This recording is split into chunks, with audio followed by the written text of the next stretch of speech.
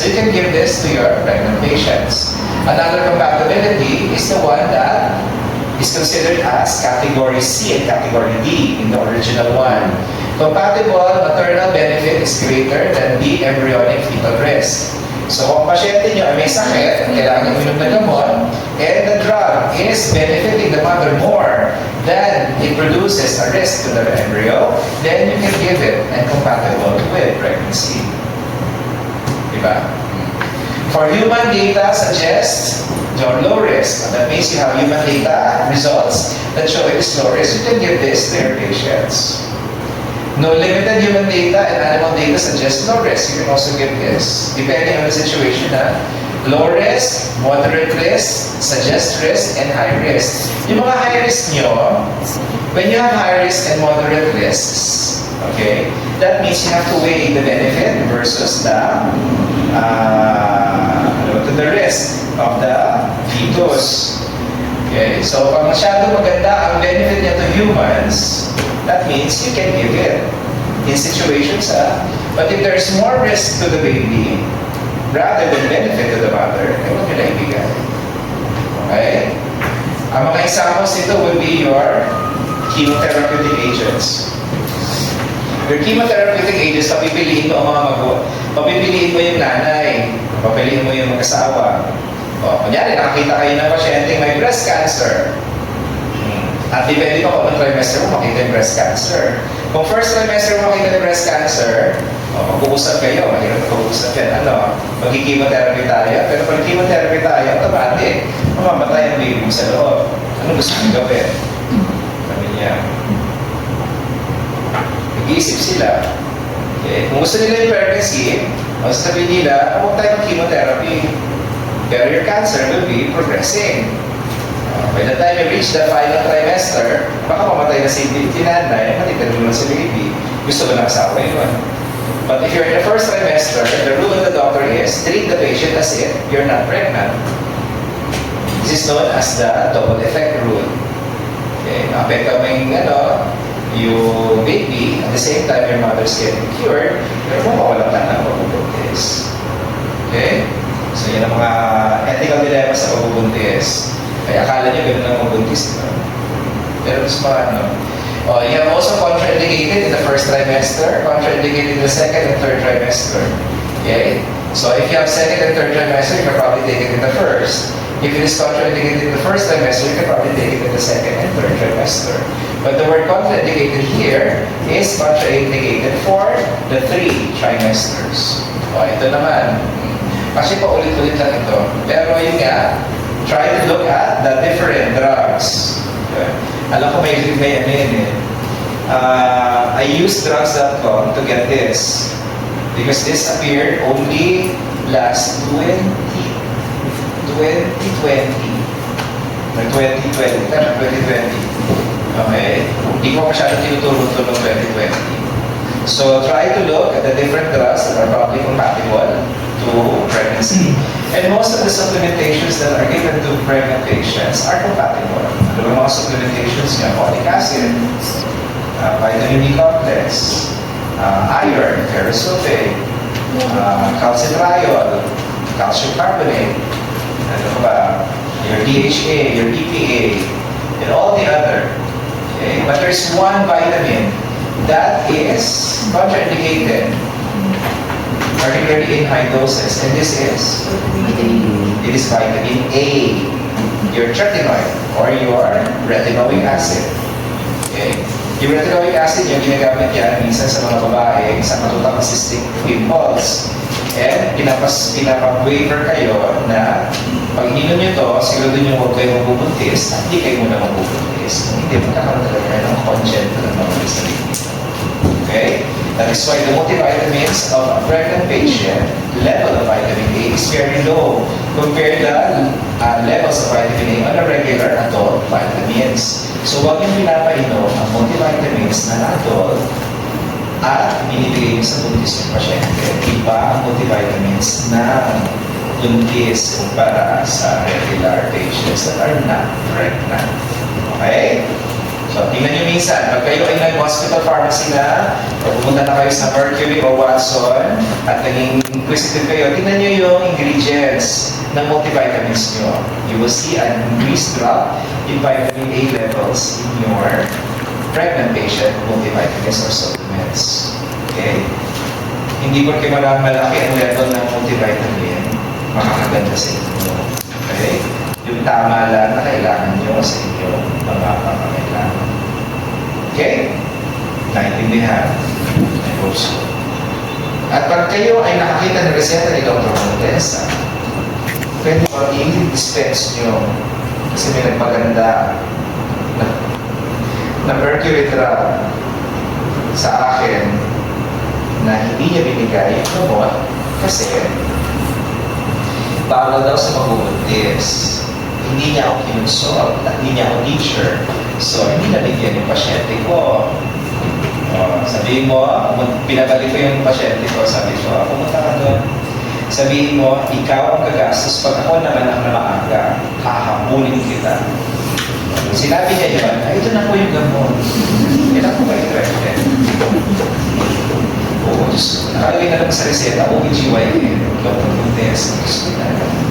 At mga pasyente rin minsan, OBGYN na ako, tinanong pa sa akin, safe ba ito sa mabubulis? Hindi, laso niya. Ako sinasabi ko, ay hindi yung safe, laso niya, pinapatay ka akin.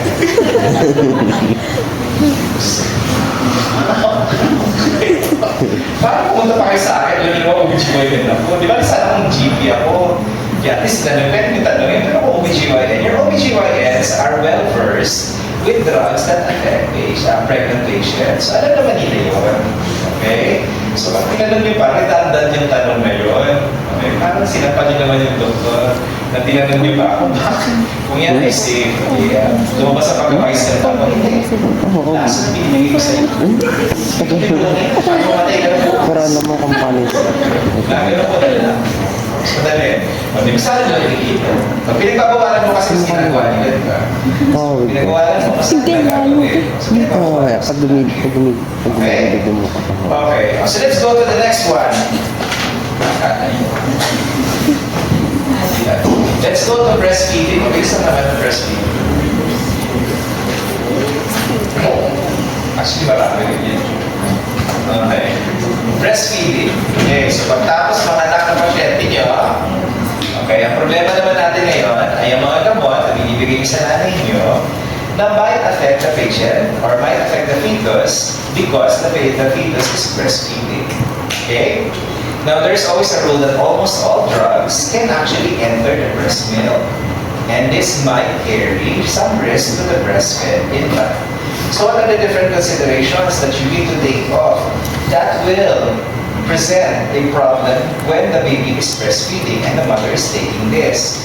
Number one factor that is very important is the dose of the drug. The dose. So kung masyado malaki ang dose ng drug nyo, then you expect that the maternal blood serum dose is also going to be very high. And if the serum or the concentration of your drug in the blood is very high, then mataas din ang posibilidad na pumasok sa breast milk nyo in significant quantities. Okay, so dose. Importante ang dose na iniinom ng nanay nyo. So make sure that your mother is taking the most minimal effective dose during the time that the patient is breastfeeding. Number two factor that we'll take into account in breastfeeding is the pharmacokinetics of the drug. Bakit pharmacokinetics? Tandaan nyo, iniinom ng bata yung gatas sa bibig niya. So, as a pharmacokinetic, yung droga dumaan at pumasok sa breast milk nyo, dadaan sa admin ng bata. Correct? Dadaan sa admin yan. So, hindi naman full dose ang makukuha ng baby. So, by the time masira pa ng bituka niya yan, masira na, ma-absorb by ng ano niya, by the time umabot sa buong katawan niya yan, napakaliit na ng dose na pumupunta sa baby nyo. Wala na rin effect. Okay? So the pharmacokinetics of the drug, or the bioavailability of the drug, or even the half-life of the drug, will be in contention or will be assessed in whether it can affect the baby or not. So may mga short-acting drugs nyo at low bioavailability, pag dumating sa bata yan, mas lalong mababa din ang half-life niya. Mas mababa ang bioavailability niya. So, hindi na kayo magkakaproblema. Habang hindi kayo magkakaproblema. Okay? Now, this problem has occurred because in the last 10 years, we always advocate breastfeeding for our babies. Breastfeeding is always best for babies. Okay? Hindi yung bote na pinapainom nyo sa inyo mga bata. Okay? Kung meron kayong baka sa bahay, hindi yung baka nila mag-breastfeed sa bata. Pwede naman, kung gusto nyo. But of course, the cow's milk is not meant for human children. The ones that are meant for human children are the ones that come from your mothers, from their breasts. Okay? And of course, it is still best to give breastfeeding because there are many benefits to it. As an assignment, know the advantages of breastfeeding over bottle feeding. Sino dito na breastfeed ng nanay Nina for at least minimum 6 months? Sino dito? Ako. Hindi naman ako sabihin. 1. Isa lang. 2. 3. The rest less than 6 months? Or not at all? Yun yun. Hindi mo na. Hindi sinabi ng nanay, no? Hindi sinabi ng tatay mo. Hindi ba away kayo ng tatay mo? Breast milk is best for babies and nannies as well. So, nag-away. Sige, hindi mo alam. Hindi ba sinasabi ng nanay niya yan? Di ba kayo close sa mga mother niyo? Sinabi ko, anak, malalaki na kayo dapat. Manganganak na si Lena. Kailan mo manganganak si Lena? Hindi ka na malaki siya si Lena. Pinalayas na si Lena. Hindi ba na malaki siya si Lena? Okay. Mataba na. Sabi na natin yan. Anyway. Okay. So, the main question in breastfeeding, tanongin yung mga nanay niyo kung breastfeed kayo. Para malaman nyo ang mga maraming rason kung bakit kayo ganyan ngayon. Okay? Yung breastfeeding niya, makakasagot yan ng isang kaputak na tanong na tinatanong nyo sa buong buhay nyo. Para magkaroon kayo ng closure. Okay? Number 1, itatanong nyo sa nanay nyo, Nay, nag-breastfeed po ba ako? Anak, hindi ako nag-breastfeed sa iyo. Talaga dito. Hindi ako nag-breastfeed sa iyo. Okay? Marami kayong closure malalaman din sa breastfeeding na yan. Magbukas ka lahat, ito lang ang klase ko dito. Breastfeeding. Alam ko, nagkaroon kayo ng closure sa breastfeeding. Okay? Kakanya ko. Okay? So your main question, particularly for breastfeeding, is number 1, is the drug excreted in the breast milk? So, lalabas ba yung gamot na yan sa inyo, gatas ng nanay nyo? Number 2, does the level of drug in breast milk able to produce an effect in the baby? Okay. Kahit naman pumunta yan sa breast milk, pero kung napakalit naman yung dose yan, problema yan. So what would be the parameters that would allow your drug to transfer into breast milk? So number 1, okay, nasabi ko na yung una, maternal drug plasma level. So pag malaki ang dose na tinitake ng nanay nyo, then that means mataas ang level niya sa kanyang dugo. At pag mataas ang level niya sa dugo niya, then the possibility that mataas din ang levels niya sa breast milk. Number 1. Number 2 would be the lipid solubility of the drug. So if the drug is very lipid soluble, then you can have lipids or you can have drugs that can enter your breast milk. But, okay, hindi naman po taba ang laman ng inyong breast milk. Ang mas maraming laman dyan ay what? Ang mas maraming laman dyan ay proteins. There are lipids, yes. So lipid-soluble drugs can still transfer to your breast milk. And the number 1 lipid-soluble drugs that can enter breast milk are those that can enter the central nervous system. Yung mga droga nyo, pwedeng makatulong sa inyo, pwedeng maging anti-seizure drugs for you, or anesthetic drugs. This can enter your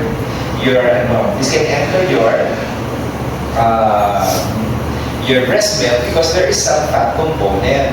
But remember, there are protein components in your milk. Not all of it is fat. So, kung meron mga fat soluble, yun lang yung mga pupunta doon. Okay? And again, they are mostly central nervous system drugs. Okay? Anyway.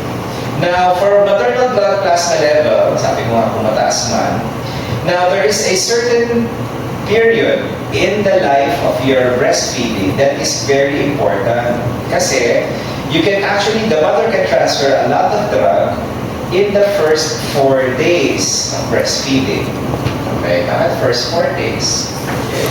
In the first 4 days of breastfeeding, yung cells ng breast glands nyo, or the capillaries in your breast glands, are actually separated. Nakakagawa sila. Yung epithelial na capillaries ng inyong breast tissue is actually very open. Why is it very open? Because it transfers very big molecules into breast milk. In the first 4 days of the breastfeeding of your mother, ang kulay ng gatas ng nanay niyo ay dilaw. Bakit dilaw? Because you're producing the first secretion of breast milk known as colostrum. Yung colostrum, dilaw yan, sa kulay yan, sa pag-in-express nyo yan, dilaw ang itsura niya. So iba, sabi nila, sira. Wala pong sirang breast milk. All of it is fresh. Okay? Kaya lang in the first 4 days, bukas yung mga capillaries, kaya yung mga components ng dugo nyo, lumalabas doon. And what component is this? This component is known as your immunoglobulins. So your immunoglobulins is very rich in the first few days of breastfeeding. So, importante na yung anak nyo makakuha ng first 4 days ng secretion ng breast nyo. Kasi nandyan yung first vaccination ng bata.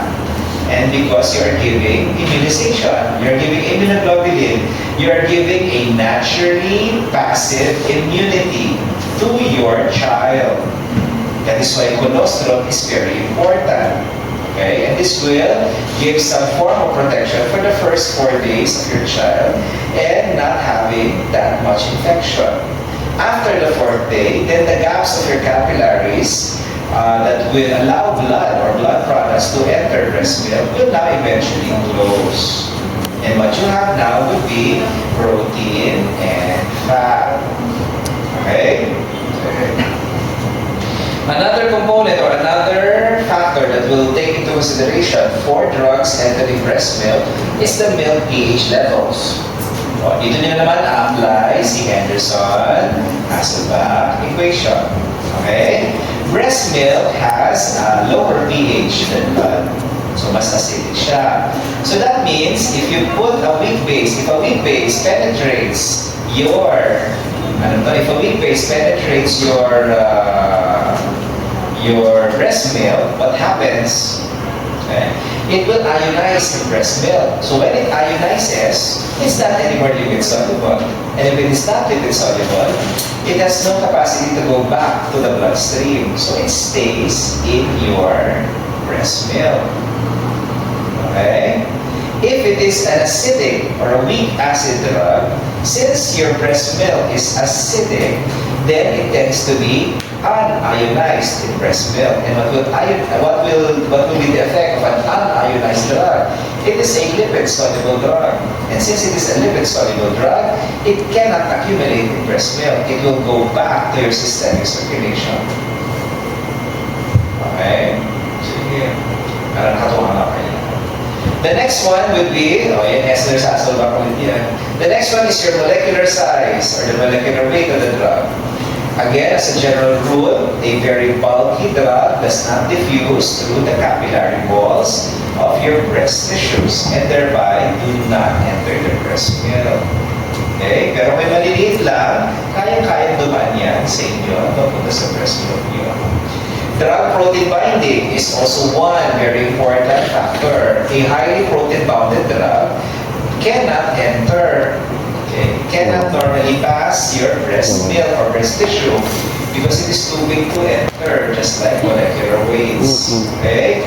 The only time that it will enter if your drug is freed from its protein binding. saka lang siya mapasok. Okay? So in time, konti-konti din yan.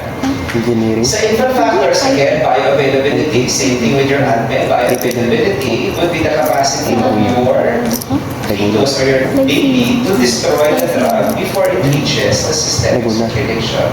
That's bioavailability, correct? So kung masyadong mababa na yan, okay, from the start, eh pagkatayong makalagpas yan sa liver nyo, mababa na yan talaga. At kung meron ng problema sa bituka yan, itatayo ng bata yan. Okay? Kung yan ay gamot na pamatae, baka hindi na pumasok yan sa loob ng sistema, tatayo na din ng bata. So wala na magagawa. Okay? Another infant factor, even if you have only very small amounts of drug entering the breast milk, but if your infant status is weak and sickly, then even small quantities of the drug can affect the baby. So make sure that your baby is healthy.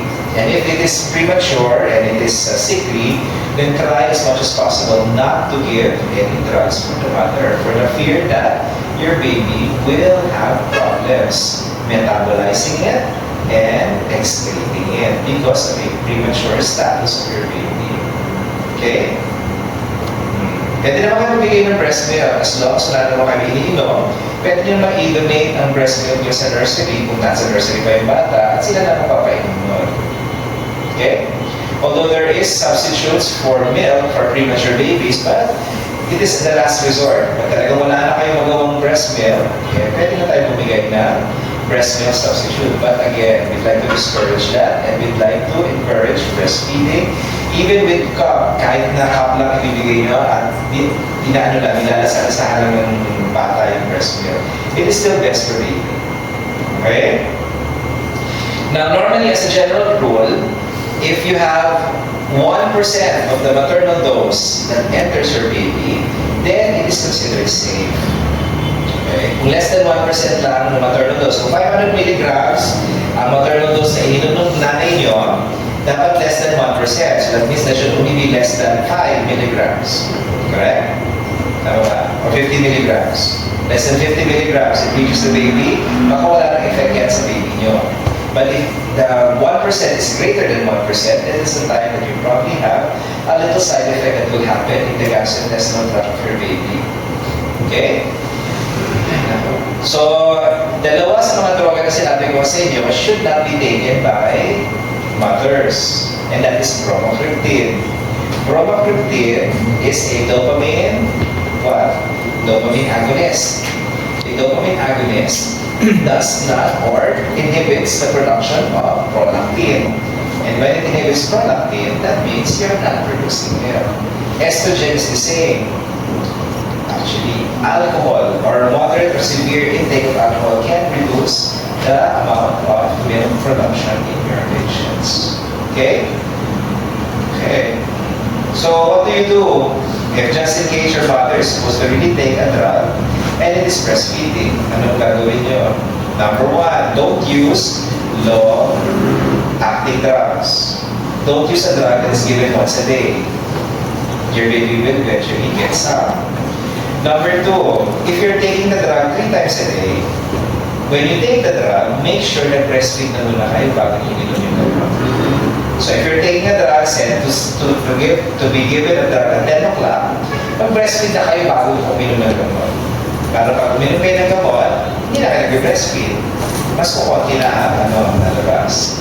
Third, do not use long half-life drugs. Fourth, kung gusto nyo, avoid polypharmacy. The more drugs that you are taking in, the more will be the potential risk that your baby will get one of the medications that you are taking in. Okay? Pero sabi ko nga, isa sa mga pinapag-review nyo kung binibigay twice or thrice a day, pwede nyo i-timing ang breastfeeding nyo before the taking of the meds. Para hindi nyo masyado mainom gamot. Okay? Okay. Now, there are also breastfeeding recommendations. Although dati wala naman ang breastfeeding recommendation. Kukunti lang naman siya. Okay. You have, number one, you have your compatible. Okay. You have compatible drugs that are taken at marami namang gamot yan. Okay. They are not expected to produce any toxicity for the infant. The other one is whole breastfeeding.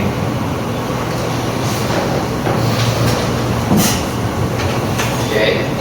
Whole breastfeeding.